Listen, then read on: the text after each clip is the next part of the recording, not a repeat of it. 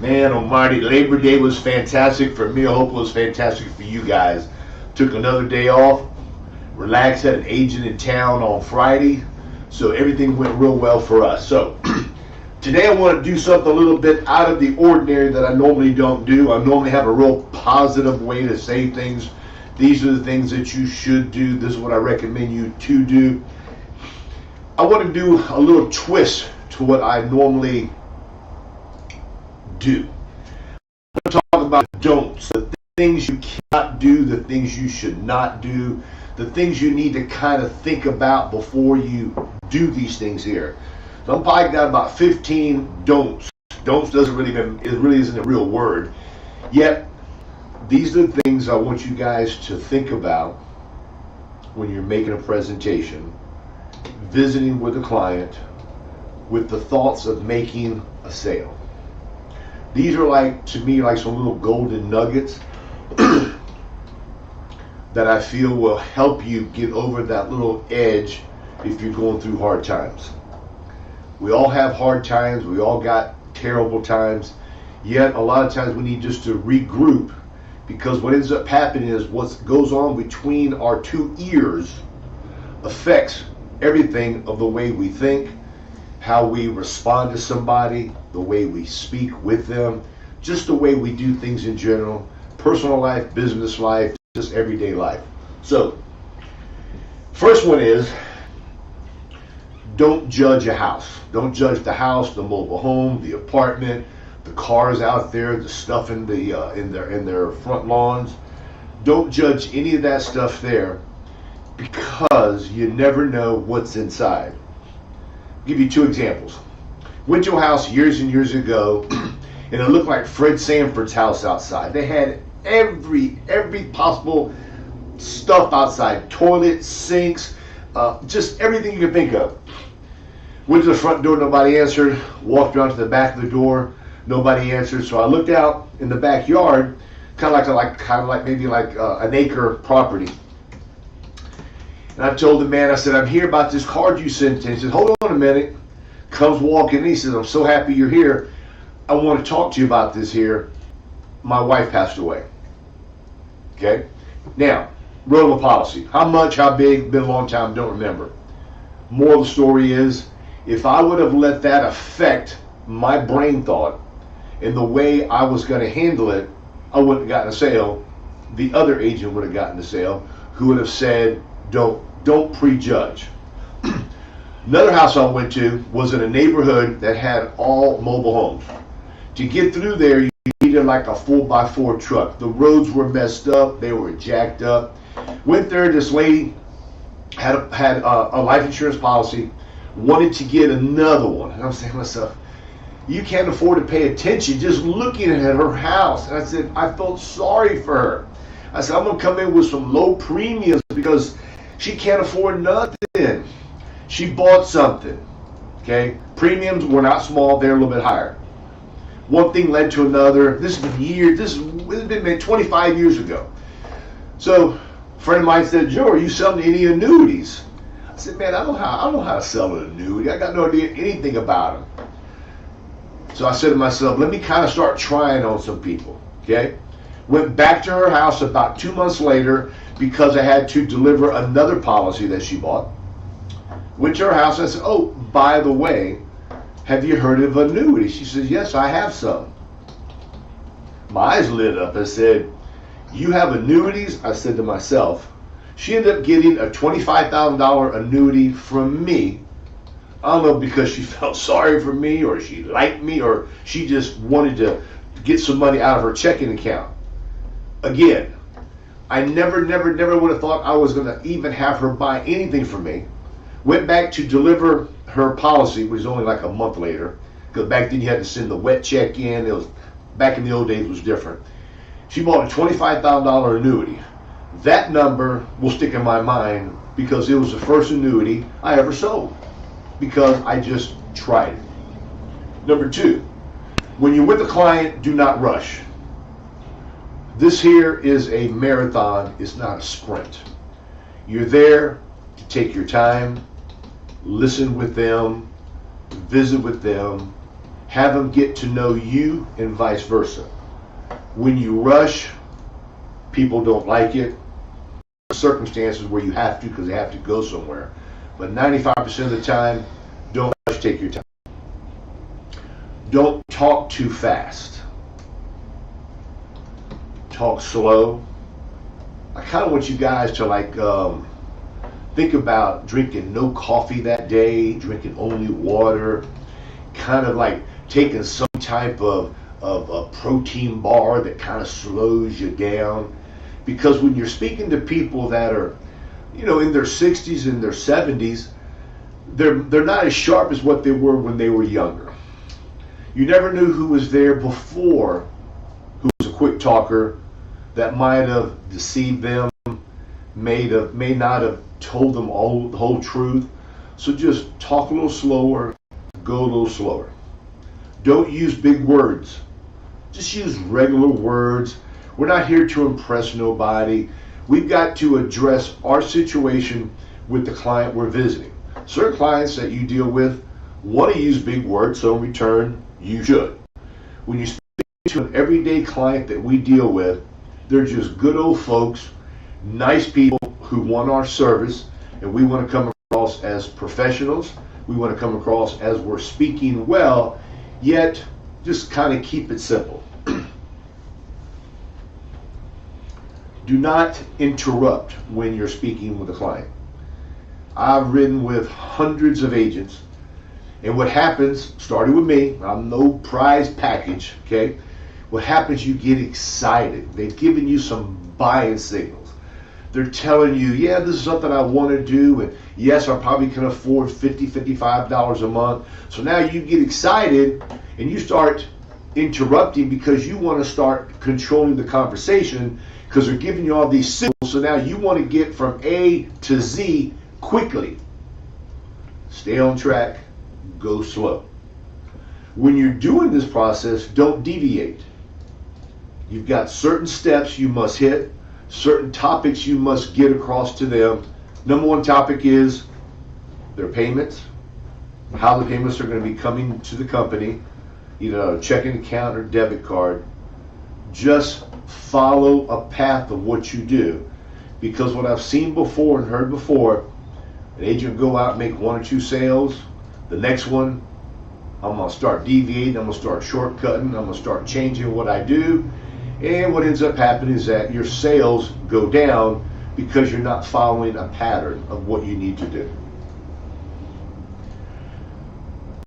Don't talk with that monotone, that little voice that never changes, always stays the same.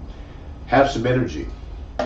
Talk to the people with energy. Not too much, not a lot, not left, not right. Just kind of amp it up just a little bit to where they get excited because they sent the card in, and you want them to feel that what they have is something special.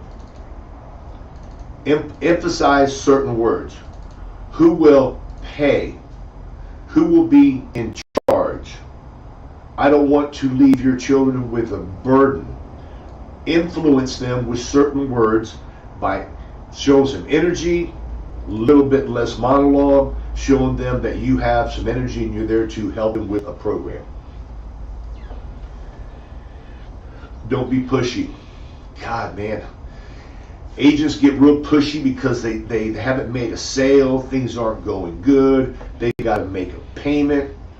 So this is what I'm going to suggest. No, I'm going to tell you this here. You can't spend all the money you make. You can't spend it all, okay? You're going to want to spend it all, yet if you don't have that couple extra dollars in your checking account to pay for your bills, what happens, it gives you what we call this commission breath. Get a little pushy because you got to make that payment. But believe it or not, and this I know for a fact because it worked on me. If it worked on me, I know it'll work on you. When I have extra money in my checking account or savings account, when I'm in the house, I don't feel the inner pressure that I have to make a sale because I have to pay for something. There have been times when I've had to be pushy. There's been times where my checking account has not looked too impressive. Yet, I don't want to be that way.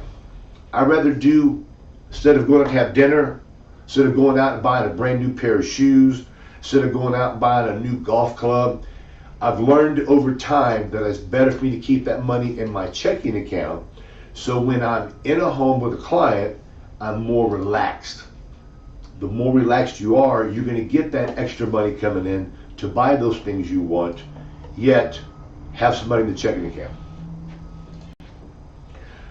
Do not take for granted a person is telling you the truth. I'm not saying they're lying to you, yet they tend to forget to tell you the whole truth and nothing but the truth because you have no idea who was there before.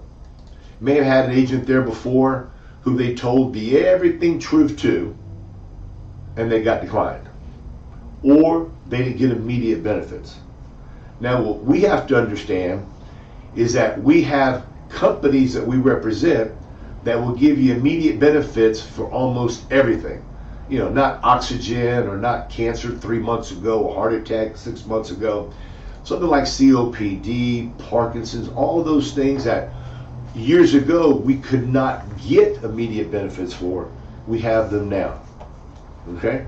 So when they start telling you things about themselves, ask questions.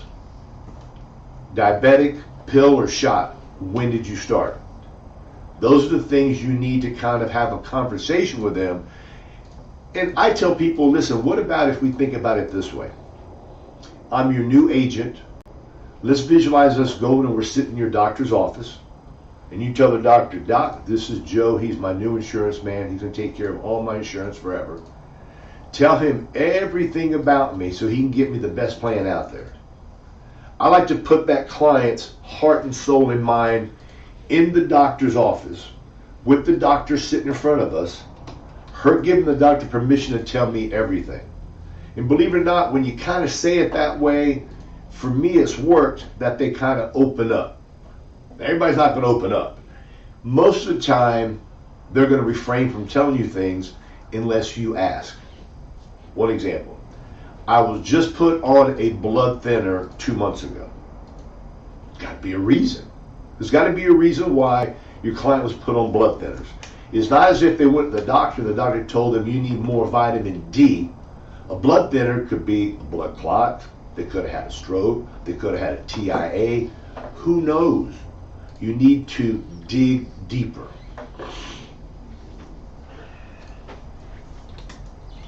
Don't try to control the conversation. Don't control. Have a conversation within your presentation when you're speaking with people because you want them to feel that they are participating in this adventure.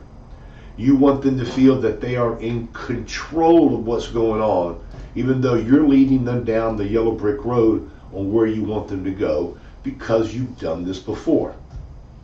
When you constantly are talking, and you're not giving them time to respond or to think, you're not allowing them to facilitate everything you're saying and kind of organize it in their mind to where they can come up with a logical answer. Yes, I do want to buy this. Yes, I do want to spend this amount of money. And yes, I like this agent.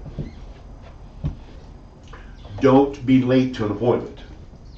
Now, throughout the day, you're going to be late because something could happen.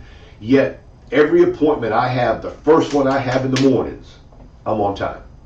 Because in my mind, I feel if I make that appointment on time, it makes my day seem it's going to go with a better flow. Because to me, it's no fun to be running late to your first appointment. You're going to be speeding. You could get a traffic ticket or something. Always try to be there a little bit early to where you can regroup, get your mind situated, take your last sip of coffee, crank up the music a little bit to get you motivated, and say, okay, it's showtime. Got an appointment with Miss Jones. It's now 9:15 in the morning. I've got everything situated. My briefcase is loaded up. I've got extra supplies in my trunk. I'm ready to go. So when you get out of that car, or get out of your car, you're going to sit and say, you're more relaxed. Okay? And when you're more relaxed and you go to that front door and you knock, knock, knock, it's going to come across as if you are not a salesman. You're there just to deliver them the information that they have requested.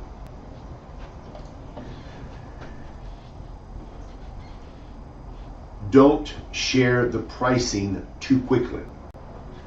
I like to put the prices on a piece of paper on what the different programs are going to cost.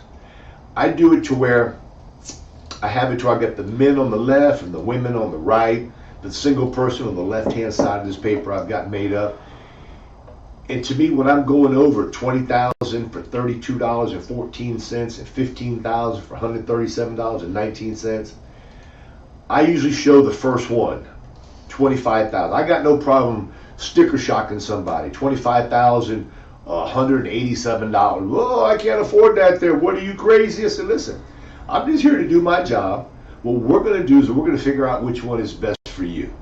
So when you show them that for 185 and change, then you get down lower. Those lower ones look like they're more of a value. They look like they're a lot less expensive. They actually look cheaper than that big one on top because you've showed it to them. You've sticker shocked them.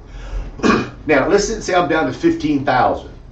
I don't go $15,113.22 for you, Mr. Jones, and for you, Ms. Jones, it's $97.14. I just go the 122, the $97. I make it very simple because I have them looking at the paper. You start talking about thousands and hundreds and cents and all that there, to me, it's a little bit overwhelming. Keep it simple. Don't forget to ask for referrals. Joe, I don't like asking for referrals. I feel funny. I don't know how to do it. Everybody I talk to doesn't want to give me referrals. I'm not a good referral asker. Ask for referrals. Are you happy with the job I did today? Yes. With what we did today, did it give you peace of mind that's going to make you sleep a little bit better? God forbid something happens to you one morning and you don't wake up. Yes, Joe, I appreciate it. Really didn't know how inexpensive it was going to be. I said, fine. Is there any of your friends or family members or neighbors that I can deliver the same information to help them out? You're not going to get a referral from everybody, yet when you ask the person, are you happy with what I did? Did I satisfy? Did I solve the issue before you sent the card in? Does this make you feel better, what we did? You get them to say yeses a couple, 3 times, and you ask for some referrals or from people you can go see. Usually they're going to give you at least one. Just one. Some will give you 2, some will give you 3. It all depends on the person you're with. So think about it. A referral is going to cost you nothing but maybe 3 seconds of your time. Maybe 10, depending on how much you want to say. My thought process is if I can get at least 7 to 10 referrals a week. 7 to 10 seems like a lot, but it's really not a lot if you're working 20, 25 leads a week. Not that much. And figure if you make 1 sale for sure, 2 or 3 sales, it has been done. I've done it before. I was not really crazy about asking for referrals. I don't need them. I'd rather buy a damn lead. I'd rather spend the $15 back in the old days what it cost. Now leads cost $40, $60, $70. Save money on a lead, ask for a referral. Work that lead to make a sale, to make them happy, to where they want to give you some referrals. You said figure if you get 7 referrals, let's just figure 10 just for an easy number. 7 times 50, okay? I'm sorry, $50 a lead times 10, that's $500 that you saved on buying leads. Costs you nothing but time, and you're making money on those referrals. And another thing, with the referrals that you go see who do not want to see you because they don't need it, or they do buy something because they do need it, ask them for referrals. Don't forget to send thank you cards. Thank you cards to me are the Mac Daddy, the best thing I ever started doing. You would not believe the amount of people who call me back. Joe, I've still got your card. People call me back, say, Joe, you're one of the very few people who's ever sent me a thank you card. I like how you do things the old-fashioned way. And I sit there, I'm on the phone, my face is turning red, I'm getting embarrassed on the phone. And I'm saying to myself, man, it hit home. Now, does everybody keep their policy because you send a thank you card? No, no, no, no. Yet, in my heart and soul, I feel that some of the people who were thinking about canceling it decided to keep it because I went the extra mile. Little thank you card. You can go to the dollar store. Years ago, you used to buy 10 for $1. Now they're 6 for $1. 6 thank you cards with an envelope. All you gotta do is put a stamp on there, and you're ready to go. So that's it. Think about it. I'm gonna buzz through it one more time in case you didn't hear everything. Don't judge a house. Don't rush. Don't talk too fast. Don't interrupt. Don't deviate. Stay on track. Don't speak in the monotone voice. Have some voice inflection. Don't share the pricing of the programs too fast. Don't be pushy and have commission breath. Don't take for granted they're always telling you the truth. Don't use big words. Don't control the presentation. Have a conversation. Don't be late. Don't forget to ask for referrals, and don't forget to ask for thank you cards. Okay, guys, hit them hard. We love you. We appreciate you. Get out there and hustle. You need anything, you need new carriers, give us a call. We love you. We appreciate it. Make it a great day.